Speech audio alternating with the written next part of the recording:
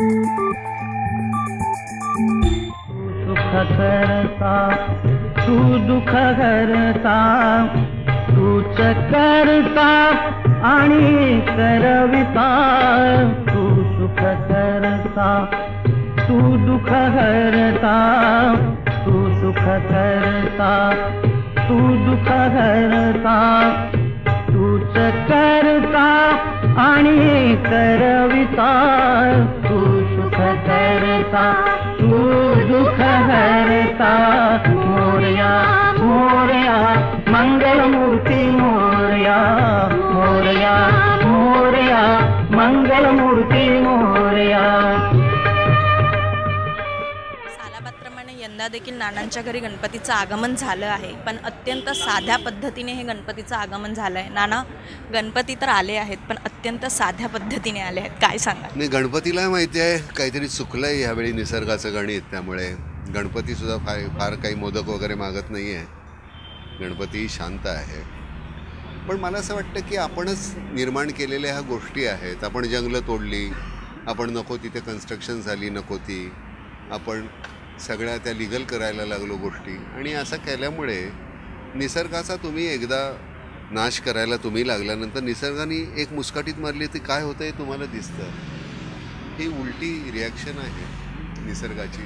आता कशा आपल्या चुका सुधारायच्या ते आपण बघायला पाहिजे. हे सर्व तुम्ही म्हणताय तेही बरोबर आहे, पण जो महाराष्ट्रात दुष्काळ आहे आणि त्या दुष्काळासाठी तुम्ही जी मदत करत आहात त्याबद्दल काय सांगा? मदत त्यांची नाही का करत आपण, कधीच कोणाची मदत करत नाही. आपल्याला काही काही गोष्टींची आवड असते, चटक असते. मला काहीतरी गोड आवडतं, मला काहीतरी तिखट आवडतं, ह्या अशा सगळ्या ज्या गोष्टी असतात.